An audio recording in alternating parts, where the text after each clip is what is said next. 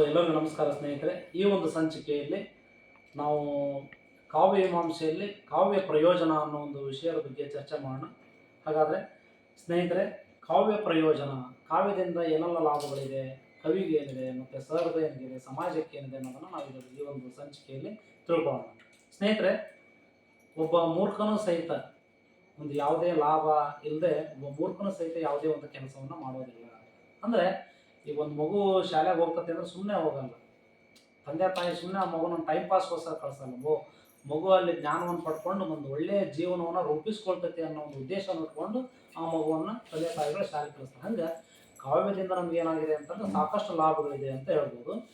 ಈ ಪಾಶ್ಚಾತ್ಯರ ಕಾವ್ಯವನ್ನು ಏನಂತ ಕರೀತಾರೆ ಅಂದರೆ ಕಾವ್ಯ ಪ್ರಯೋಜನವನ್ನು ಕುರಿತು ಕಾವ್ಯಕ್ಕಾಗಿ ಅನ್ನೋ ಒಂದು ಮಾತನ್ನು ಹೇಳ್ತಾರೆ.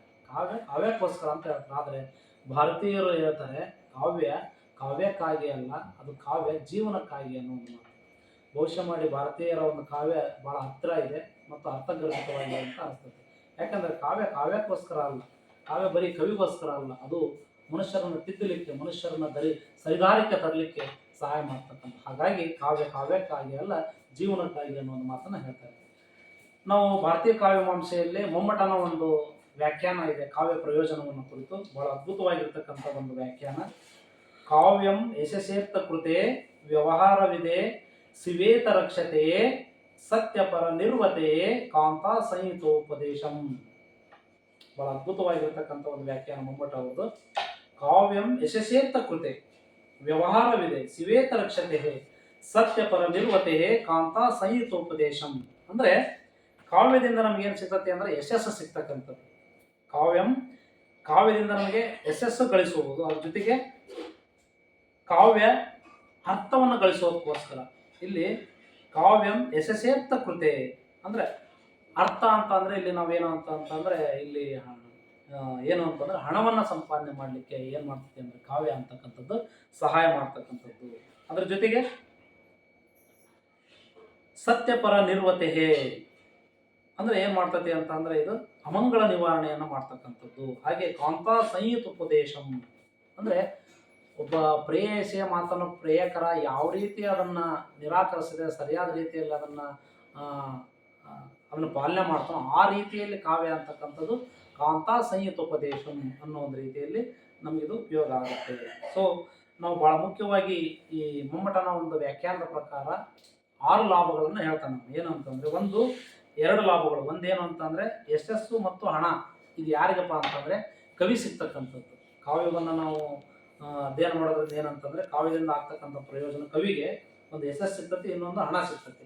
ಇನ್ನು 4 ಲಾಭಗಳು ಏನಪ್ಪ ಅಂತಂದ್ರೆ ಅವು ಸಹೃದಯರಿಗೆ ಅಂದರೆ ಓದುಗರಿಗೆ ಅಂತ. ಏನು 4 ಲಾಭಗಳು ಅಂತಂದರೆ ವ್ಯವಹಾರ ಜ್ಞಾನ, ಅಮಂಗಳ ನಿವಾರಣೆ, ತತ್ಕಾಲದಲ್ಲಿ ಆನಂದವನ್ನು ಹೊಂದುವುದು, ಹಾಗೆ ಕಾಂತಿಯಂತೆ ಉಪದೇಶವನ್ನು ಮಾಡ್ತಕ್ಕಂಥದ್ದು. ಅಂದರೆ ನಮಗಿದು ವ್ಯವಹಾರ ಜ್ಞಾನವನ್ನು ಕೊಡ್ತಕ್ಕಂಥದ್ದು, ಅಮಂಗಲ ನಿವಾರಣೆಯನ್ನು ಮಾಡ್ತಕ್ಕಂಥದ್ದು, ಅಂದರೆ ಒಳ್ಳೆಯದನ್ನೇ ಮಾಡ್ತಕ್ಕಂಥದ್ದು. ಕಾವ್ಯವನ್ನು ಓದೋದ್ರಿಂದ ಯಾವಾಗಲೂ ಒಳ್ಳೆಯದಾಗ್ತದೆ, ಆ ಮನುಷ್ಯ ಯಾವಾಗಲೂ ಒಳ್ಳೆಯ ದಾರಿಯಲ್ಲೇ ಹೋಗ್ತಕ್ಕಂಥದ್ದು. ಜೊತೆಗೆ ತತ್ಕಾಲದಲ್ಲಿ ಆನಂದವನ್ನು ಹೊಂದೋದಕ್ಕೆ, ಹಾಗೆ ಕಾಂತಿಯಂತೆ ಉಪದೇಶವನ್ನು ಮಾಡ್ತಕ್ಕಂಥದ್ದು. ಇದು ಮೊಮ್ಮಟನ ಪ್ರಕಾರ ಒಂದು ಕಾವ್ಯ ಪ್ರಯೋಜನಗಳು ಅಂತ ಹೇಳ್ಬೋದು. ಸೊ ಅದೇ ರೀತಿಯ ಒಂದು ಅರ್ಥವನ್ನು ಸಹಿತ ಹೇಮಚಂದ್ರ ಅಂತಕ್ಕಂಥವ್ನು ಹೇಳ್ತಾನೆ. ಕಾವ್ಯಂ ಆನಂದಾಯ ಯಶಸ್ಸೇ. ಕಾವ್ಯಂ ಆನಂದಾಯ ಯಶಸ್ಸು ಅಂದರೆ ಕಾವ್ಯ ಅಂತಕ್ಕಂಥದ್ದು ಏನಂತಂದರೆ ಆನಂದದ ಜೊತೆಗೆ ನಮ್ಗೆ ಯಶಸ್ಸನ್ನು ಕೊಡುತ್ತೆ ಮತ್ತು ಕಾಂತಾ ಸಂಹಿತೋಪದೇಶಂ.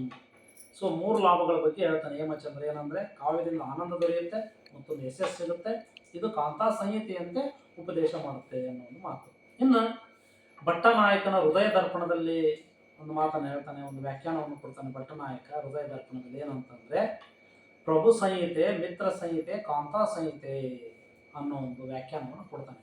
ಇಲ್ಲಿ ಪ್ರಭು ಸಂಹಿತೆ ಅಂತಂದರೆ ನಾವು ರಾಜನ ಆಜ್ಞೆಯನ್ನು ಪಾಲಿಸಬೇಕು ಅಂತ ಅಲ್ಲ, ರಾಜ ಹೇಳಿದ ರೀತಿಯಲ್ಲಿ ನಡ್ಕೋಬೇಕಂತ ಅಲ್ಲ. ಅಂದರೆ ಪ್ರಭು ಅಂದರೆ ಈ ವೇದ ಉಪನಿಷತ್ತು ಶಾಸ್ತ್ರಗಳ ರೀತಿಯಲ್ಲಿ ಕಾವ್ಯ ಹೇಳ್ತಕ್ಕಂಥದ್ದು. ಅಂದರೆ ನನಗೆ ಮನಸ್ಸಿಗೆ ಏನೋ ಒಂದು ಹೊಳಿತು ಅಂತ ಸುಮ್ಮನೆ ಏನೇನೋ ಬರೆಯೋದಲ್ಲ. ನಾನು ಬರೆದಿದ್ದೇನಾಗಬೇಕಂದ್ರೆ ಸಮಾಜದಲ್ಲಿ ಒಂದು ಒಳ್ಳೆಯ ರೀತಿಯ ಸಾಂಸ್ಕೃತಿಕ ಸಂಚಲನ ಉಂಟು ಮಾಡಿಸ್ಬೇಕು, ಜನರನ್ನು ನಾಗರಿಕರನ್ನಾಗಿ ಮಾಡಬೇಕು, ಜನರನ್ನು ಉತ್ತಮರನ್ನಾಗಿ ಮಾಡಬೇಕು. ಈ ಒಂದು ಅಂಶ ಇಲ್ಲಿ ಪ್ರಭು ಸಂಹಿತೆ ಅಂತಂದ್ರೆ ಏನು, ನನ್ನ ಕಾವ್ಯವನ್ನು ಸಾಕಷ್ಟು ಸಾರ್ವಜನಿಕರು ನೋಡ್ತಾರೆ, ಅದ್ರ ಬಗ್ಗೆ ಓದ್ತಾರೆ, ವಿಮರ್ಶೆ ಮಾಡ್ತಾರೆ. ಸೊ ಅದನ್ನು ಅಂಗೀಕರಿಸಬೇಕು, ಅದು ಯಾವಾಗಲೂ ಶಾಶ್ವತವಾಗಿ ಸೂರ್ಯಚಂದ್ರರಾಗಿ ಇರಬೇಕು. ಅದು ಏನಂತಂದರೆ ಪ್ರಭು ಸಂಹಿತೆ. ಅಂದರೆ ಆ ಒಳ್ಳೆಯ ರೀತಿಯ ಕಾವ್ಯವನ್ನು ಬರಿಬೇಕು ಅನ್ನೋದನ್ನು ತಿಳಿಸ್ತಕ್ಕಂಥದ್ದು. ಹಾಗೆ ಮಿತ್ರ ಸಂಹಿತೆ. ಮಿತ್ರ ಸಂಹಿತೆ ಅಂತ ಅಂದರೆ ಬಹುಶಃ ಮಾಡಿ ಮನೆಯಲ್ಲಿರ್ತಕ್ಕಂಥ ನಮ್ಮ ಮಕ್ಕಳು ಅಥವಾ ತಂದೆ ತಾಯಿಯ ಮಾತನ್ನು ಮಕ್ಕಳು ಕೇಳೋದಿಲ್ಲ. ಆದರೆ ಅದೇ ಒಬ್ಬ ಸ್ನೇಹಿತ ತನ್ನ ಸಹಚರ ಹೇಳಿದಾಗ ಏನಾಗ್ತದೆ ಅಂತಂದರೆ ಅವನು ಆ ಸ್ನೇಹಿತನ ಮಾತನ್ನು ಭಾಳ ಅಚ್ಚುಕಟ್ಟಾಗಿ ಪಾಲನೆ ಮಾಡ್ತಾನೆ. ಅಂದರೆ ಇದು ಮಿತ್ರ ಸಂಹಿತೆಯಂತೆ ಕಾವ್ಯ ಜನರನ್ನು ತಿದ್ದುವಂಥ ಕೆಲಸವನ್ನು ಮಾಡುತ್ತೆ. ಜೊತೆಗೆ ಕಾಂತಾ ಸಂಹಿತೆ ಆಗಲೇ ಹೇಳಿದೆ. ಕಾಂತಾ ಸಂಹಿತೆ ಅಂದರೆ ಒಬ್ಬ ಪ್ರೇಯಸಿಯ ಮಾತನ್ನು ಪ್ರೇಯಕರ ಯಾವ ರೀತಿ ಅವಳು ಹೇಳಿದಂತೆ ನಡ್ಕೊಳ್ತಾನೆ ಆ ರೀತಿಯಲ್ಲಿ ತಿದ್ದುವಂಥ ಕೆಲಸವನ್ನು ಕಾವ್ಯ ಮಾಡುತ್ತೆ ಅಂತಕ್ಕಂಥದ್ದು. ಪ್ರಭು ಸಂಹಿತೆ, ಮಿತ್ರ ಸಂಹಿತೆ, ಕಾಂತಾ ಸಂಹಿತೆ. ಸೊ ಹಾಗೆ ಅಭಿನವ ಗುಪ್ತ ತನ್ನ ಧ್ವನ್ಯಾಲೋಕದಲ್ಲಿ ಒಂದು ವ್ಯಾಖ್ಯಾನವನ್ನು ಕೊಡ್ತಾನೆ. ಏನು ಅಂತಂದರೆ ಕಾವ್ಯದಿಂದ ಏನು ಉಪಯೋಗ ಇದೆ ಅಂದರೆ ಬುದ್ಧಿಯನ್ನು ಬೆಳೆಸುತ್ತದೆ, ಸಹೃದಯರ ಮನಸ್ಸನ್ನು ಬಡಿದೆಬ್ಬಿಸುತ್ತದೆ. ಸೊ ಇದರಿಂದ ಎರಡು ಲಾಭಗಳು ಹೇಳ್ತಾನೆ ಅವನು ಅಭಿನವ ಗುಪ್ತ. ಏನಪ್ಪ ಅಂದರೆ ಅದು ನಮ್ಮ ಬುದ್ಧಿಯನ್ನು ಬೆಳೆಸ್ತೈತಿ, ಅದ್ರ ಜೊತೆಗೆ ಸಹೃದಯರ ಮನಸ್ಸನ್ನು ಬೆಳೆದೆಬ್ಬಿಸ್ತಕ್ಕಂಥದ್ದು.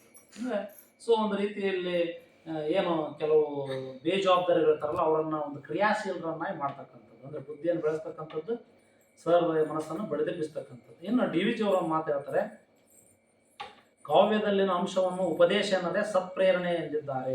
ಕಾವ್ಯದಲ್ಲಿ ಏನೋ ಹೇಳ್ತಾ ಇದ್ದಾರೆ, ಏನೋ ಉಪದೇಶ ಅಲ್ಲ, ಇದು ಒಂದು ರೀತಿಯಲ್ಲಿ ನಮ್ಮನ್ನು ಮೋಟಿವೇಶನ್ ಮಾಡುತ್ತೆ, ಸತ್ಪ್ರೇರಣೆಯನ್ನು ನೀಡುತ್ತದೆ ಅನ್ನೋ ಒಂದು ಮಾತನ್ನು ಹೇಳಿದ್ದಾರೆ. ಇನ್ನು ಕಾಳಿದಾಸ ಅವರು ಹೇಳ್ತಾರೆ, ಯಶಸ್ಸು ಮತ್ತು ಹಣ ಸಿಗುತ್ತದೆ. ಆಗಲೇ ನಾವು ಹೇಳಿದ ಮಮ್ಮಟನ ಪ್ರಕಾರ ಕಾವ್ಯವನ್ನು ಬರೆಯೋದ್ರಿಂದ ಒಂದು ಯಶಸ್ಸು, ಇನ್ನೊಂದು ಹಣ ಸಂಪಾದನೆ ಆಗುತ್ತದೆ ಅನ್ನೋ ಒಂದು ಮಾತನ್ನು ಹೇಳ್ತಾರೆ. ಪಂಪ ಭಾಳ ಅದ್ಭುತ ಒಂದು ವ್ಯಾಖ್ಯಾನವನ್ನು ಮಾಡ್ತಾನೆ. ಆದಿಕವಿ, ಅಗ್ರ ಕವಿ, ಜಗದ ಕವಿ, ಯುಗದ ಕವಿ ಅಂತಲ್ಲ ಏನೇನೋ ಕರೀತಾನೆ ಪಂಪನನ್ನ. ಕನ್ನಡದ ಆದಿಕವಿ ಒಂದು ಮಾತು ಹೇಳ್ತಾನೆ, ಏನಂದರೆ ಕವಿತೆಯೊಳ್ ಅಸೆಗೈವ ಫಲಮಾವುದು ಪೂಜೆ ನೆಗಳ್ತಿ ಲಾಭಂ. ಕವಿತೆಯೊಳ್ ಅಸೆಗೈವ ಫಲಮಾವುದು ಪೂಜೆ ನೆಗಳ್ತಿ ಲಾಭಂ. ಅಂದರೆ ಈ ಬಹುಶಃ ಮಾಡಿ ಕಾವ್ಯದಿಂದ ಬರ್ತಕ್ಕಂಥ ಲಾಭ ಬೇರೆ ಯಾವುದರಿಂದಲೂ ವ್ಯಕ್ತಿ ಸಿಗಲ್ಲ ಅಂತ. ಈಗ ಒಬ್ಬ ವ್ಯಕ್ತಿ ಸಮಾಜದಲ್ಲಿ ರಿಕಗ್ನೈಸೇಷನ್ ಪಡಿಬೇಕು, ಒಂದು ಗೌರವ ಪ್ರಸಿದ್ಧಿಯನ್ನು ಪಡಿಬೇಕಂದ್ರೆ ಎಷ್ಟೆಲ್ಲ ಹಣ ಖರ್ಚು ಮಾಡ್ತಾನೆ. ಆದರೆ ಒಬ್ಬ ಕವಿತೆಯೊಳ್ಳು ಅಸೆಗೈವ ಫಲಮಾವುದು ಪೂಜೆ ನೆಗಳ್ತಿ ಲಾಭ. ಒಬ್ಬ ಕವಿಗೆ ಏನಂದ್ರೆ ಪೂಜೆ ಅಂದರೆ ಗೌರವ, ನೆಗಳ್ತಿ ಅಂದರೆ ಒಂದು ಪ್ರಸಿದ್ಧಿ, ಲಾಭ, ಹಣ ಎಲ್ಲವೂ ಸಹಿತ ಏನಾಗತ್ತೆ ಅಂದರೆ ಒಬ್ಬ ಕವಿ ತನ್ನ ಒಂದು ಕಾವ್ಯವನ್ನು ರಚಿಸೋದ್ರಿಂದ ಏನಾಗ್ಬೇಕು, ಲೇಖಕನಾಗೋದ್ರಿಂದ ಏನಾಗ್ತದೆ ಅಂತಂದರೆ ಸಮಾಜದಲ್ಲಿ ಎಲ್ಲ ಗೌರವಗಳು ಏನಾಗ್ತವೆ ಅಂದ್ರೆ ತನ್ನವಾಗ್ತವೆ, ಆ ಕವಿವಾಗ್ತವೆ ಅಂತ. ಅಂದರೆ ಕವಿತೆಯೊಳ್ಳು ಅಸೆಗೈವ ಫಲಮಾವುದು ಪೂಜೆ ನೆಗಳ್ತಿ ಲಾಭ. ಬಹುಶಃ ಮಾಡಿ ಕಾವ್ಯ ಒಬ್ಬ ಕವಿಗೆ ಕೊಟ್ಟಂಥ ಗೌರವವನ್ನು ಬೇರೆ ಇನ್ಯಾವುದು ಕೊಡಲಿಕ್ಕೆ ಸಾಧ್ಯ ಇಲ್ಲ ಅನ್ನೋ ಒಂದು ಮಾತು ಪಂಪನ ಒಂದು ಇಂಗಿತವಾಗಿದೆ ಅಂತ ಹೇಳ್ಬೋದು ಸ್ನೇಹಿತರೆ. ಹಾಗೆ ಭಟ್ಟ ಗೋವಿಂದ ಒಂದು ಮಾತನ್ನು ಹೇಳ್ತಾನೆ, ಅವನು ವ್ಯಾಖ್ಯಾನವನ್ನು ಕೊಡ್ತಾನೆ ಕಾವ್ಯ ಪ್ರಯೋಜನವನ್ನು ಕುರಿತು. ಏನಂದರೆ ಕವಿಗಳನ್ನು ಆಶ್ರಯಿಸಿ ರಾಜರು ಬೆಳೆದರು, ರಾಜರನ್ನು ಆಶ್ರಯಿಸಿ ಕವಿಗಳು ಪ್ರಸಿದ್ಧರಾದರು. ಇಲ್ಲೇನು ಹೇಳ್ತಾನೆ ಭಟ್ಟ ಗೋವಿಂದ ಅಂದರೆ ಕವಿಗಳನ್ನು ಆಶ್ರಯಿಸಿ ರಾಜರು ಬೆಳೆದರು. ರಾಜರ ಒಂದು ಪ್ರಖ್ಯಾತಿಯನ್ನು ಪಡೆಯೋದು ಹೇಗಂದ್ರೆ ರಾಜರ ಬಗ್ಗೆ ಕವಿತೆಗಳನ್ನು, ಕಾವ್ಯಗಳನ್ನು ಈ ಕವಿಗಳು ಬರೆದಾಗ ರಾಜನ ಒಂದು ಏನು ಹೆಸರು ಏನಕತ್ತೆ ಅಂದ್ರೆ ನಾಡಿನಾದ್ಯಂತ, ದೇಶದಾದ್ಯಂತ ಅವರ ಒಂದು ಹೆಸರು ಒಂದು ಪ್ರಚಾರಕ್ಕೆ ಬರ್ತಕ್ಕಂಥದ್ದು. ಹಾಗೆ ಕವಿಗಳನ್ನು ಆಶ್ರಯಿಸಿ ರಾಜರು ಬೆಳೆದರು, ಹಾಗೆ ರಾಜರನ್ನು ಆಶ್ರಯಿಸಿ ಕವಿಗಳು ಪ್ರಸಿದ್ಧರಾದರು. ಮತ್ತು ಕವಿ ಒಬ್ಬ ಪ್ರಸಿದ್ಧಿಯನ್ನು ಪಡಿಬೇಕು, ಗೌರವವನ್ನು ಪಡಿಬೇಕಂದ್ರೆ ಅವನಿಗೊಂದಿಷ್ಟು ಸ್ಥಾನಮಾನ ಬೇಕು, ಅವನಿಗೊಂದಿಷ್ಟು ಪ್ರೋತ್ಸಾಹ ಬೇಕು. ಅದು ಯಾರಿಂದ ಸಿಗ್ತದೆ ಅಂತಂದ್ರೆ ರಾಜನಿಂದ ಸಿಗುತ್ತೆ. ರಾಜ ಕವಿಯನ್ನು ಏನು ಮಾಡ್ತಾನೆ ಅಂತಂದರೆ ಅವನಿಗೊಂದು ಪ್ರಶಸ್ತಿಗಳನ್ನು, ಗೌರವಗಳನ್ನು ಕೊಟ್ಟು ಒಂದು ಗುರುತಿಸಿ ಅವನ ಪಾಂಡಿತ್ಯವನ್ನು ಜಗತ್ತಿಗೆ ಬೆಳಗ್ತಕ್ಕಂಥದ್ದು. ಹಾಗಾಗಿ ಭಟ್ಟ ಗೋವಿಂದ ಅವರು ಮಾತು ಹೇಳ್ತಾರೆ, ಕವಿಗಳನ್ನು ಆಶ್ರಯಿಸಿ ರಾಜರು ಬೆಳೆದರು, ರಾಜರನ್ನು ಆಶ್ರಯಿಸಿ ಕವಿಗಳು ಪ್ರಸಿದ್ಧರಾದರು ಅನ್ನೋ ಒಂದು ಮಾತನ್ನು ಹೇಳ್ತಾರೆ. ಅಂದರೆ ಇದರ ಅರ್ಥ ಏನಪ್ಪ ಅಂದರೆ ರಾಜನಂಥ ಪರೋಪಕಾರಿ ಕವಿಗೆ ಬೇರಿಲ್ಲ, ರಾಜನಂಥ ಪರೋಪಕಾರಿ ಕವಿಗೆ ಬೇರಿಲ್ಲ, ಹಾಗೆ ಕವಿಗಳಂಥ ಸಹಾಯಕ ರಾಜನಿಗೆ ಬೇರಿಲ್ಲ. ಅಂದರೆ ಕವಿ ರಾಜನೇ ಸಹಾಯ ಮಾಡೋದು, ರಾಜ ಕವಿ ಸಹಾಯ ಮಾಡ್ತಕ್ಕಂಥದ್ದು. ಸೊ ಇನ್ನು ಕುಂತಕ ಅವನು ಈ ಒಂದು ಕಾವ್ಯ ಪ್ರಯೋಜನವನ್ನು ಕುರಿತು ಒಂದು ಮಾತನ್ನು ಹೇಳ್ತಾನೆ, ಧರ್ಮ, ಅರ್ಥ, ಕಾಮ, ಮೋಕ್ಷಗಳು ಸಹಿತ ಏನಾಗ್ತದೆ ಅಂದರೆ ಕಾವ್ಯದಿಂದ ಸಿಗುತ್ತೆ. ಕಾವ್ಯದ ಒಂದು ಪ್ರಯೋಜನ ಏನಪ್ಪ ಅಂತಂದರೆ ಧರ್ಮ, ಅರ್ಥ, ಕಾಮ, ಮೋಕ್ಷಗಳು ಸಹಿತ ಸಿಗುತ್ತೆ. ಸೊ ಇನ್ನು ಅಭಿನವ ಗುಪ್ತ ಒಂದು ಮಾತು ಹೇಳ್ತಾನೆ. ಅಭಿನವ ಗುಪ್ತ ಏನಂತಂದರೆ ಕಾವ್ಯವನ್ನು ಓದುವುದರಿಂದ ಜೀವನ ಉತ್ತಮವಾಗುತ್ತದೆ, ಕಾವ್ಯವನ್ನು ಓದೋದ್ರಿಂದ ಏನಾಗ್ತದೆ ಅಂದರೆ ನಮ್ಮ ಜೀವನ ಉತ್ತಮವಾಗುತ್ತೆ ಅನ್ನೋ ಒಂದು ಮಾತನ್ನು ಹೇಳ್ತಾರೆ. ಸ್ನೇಹಿತರೆ, ಒಂದು ಕನ್ಕ್ಲೂಡ್ ಹೇಳೋದಾಯಿತು ಅಂದರೆ ಹಲವು ಪ್ರಭು ಒಂದು ವಚನ ಇದೆ, ಎತ್ತಣ ಮಾಮರ ಎತ್ತಣ ಕೋಗಿಲೆ, ಎತ್ತಣದಿಂದೆತ್ತ ಸಂಬಂಧವಯ್ಯ, ಬೆಟ್ಟದ ಮೇಲಿನ ನೆಲ್ಲಿಕಾಯಿ ಸಮುದ್ರದೊಳಗಿನ ಉಪ್ಪಿಗೂ ಎಲ್ಲಿಂದ ಎಲ್ಲೋ ಸಂಬಂಧ ಅಂತಕ್ಕಂಥದ್ದು. ಅಂದರೆ ಬೆಟ್ಟದ ಮೇಲಿನ ನೆಲ್ಲಿಕಾಯಿಗೂ ಸಮುದ್ರದೊಳಗಿನ ಉಪ್ಪಿಗೂ ಯಾವ ರೀತಿ ಒಂದು ಸಂಬಂಧ ಇದೆ, ಆ ರೀತಿ ಕಾವ್ಯದಿಂದ ನಮ್ಗೆ ಉಪಯೋಗ ಇದೆ ಅಂತ ಹೇಳ್ಬೋದು. ಉದಾಹರಣೆಗೆ ನಾವು ಬೆಟ್ಟದ ಮೇಲಿರ್ತಕ್ಕಂಥ ಒಂದು ಹುಲಿಗೂ ನಮ್ಮ ಮನೆ ಮುಂದೆ ಇರ್ತಕ್ಕಂಥ ನಲ್ಲಿಗೆ ಸಂಬಂಧ ಇದೆ. ಏನ್ರಿ ಇದು ನಮ್ಮ ನೆಲ್ಲಿ ಆನ್ ಆಗಿ ನೀರು ಬರಬೇಕು ಅಂದ್ರೆ ಅಲ್ಲಿ ಹುಲಿ ಇರಬೇಕು. ಅರೆ ಇದೇನಪ್ಪ ಇದು ಗಿಡಗಳಿಂದ ನಮಗೆ ಮಳೆ ಬರ್ತೈತಿ, ಆದ್ರೆ ಹುಲಿ ಬೇಕಾ ನೀರು ಬರಲಿಕ್ಕೆ ಅಂತ ಹೇಳ್ಬೋದು. ಯಾಕೆ ಅಂತಂದರೆ ಆ ಬೆಟ್ಟದ ಮೇಲೆ ಇರ್ತಕ್ಕಂಥ ಹುಲಿಗಳು ಏನು ಮಾಡ್ತವೆ ಅಂದರೆ ತನ್ನ ಆಹಾರಕ್ಕಾಗಿ ಹಸುಗಳನ್ನು ಅಥವಾ ಇತರ ಪ್ರಾಣಿಗಳನ್ನು ಏನು ಮಾಡ್ತೈತಿ ಅಂದ್ರೆ ಅದು ಭಕ್ಷಿಸ್ತತೆ, ತಿಂತೈತಿ. ಒಂದು ವೇಳೆ ನಾವು ಹುಲಿಗಳನ್ನು ಕೊಂದ್ವಿ ಅಂದ್ರೆ ಏನಾಗ್ತೈತಿ ಅಂದ್ರೆ ಅಲ್ಲಿ ಸಸ್ಯಾಹಾರಿಗಳ ಪ್ರಾಣಿಗಳು ಏನಾಗ್ತಾವ ಅಂತಂದ್ರೆ ಹೆಚ್ಚಿಗೆ ಆಗ್ತವು.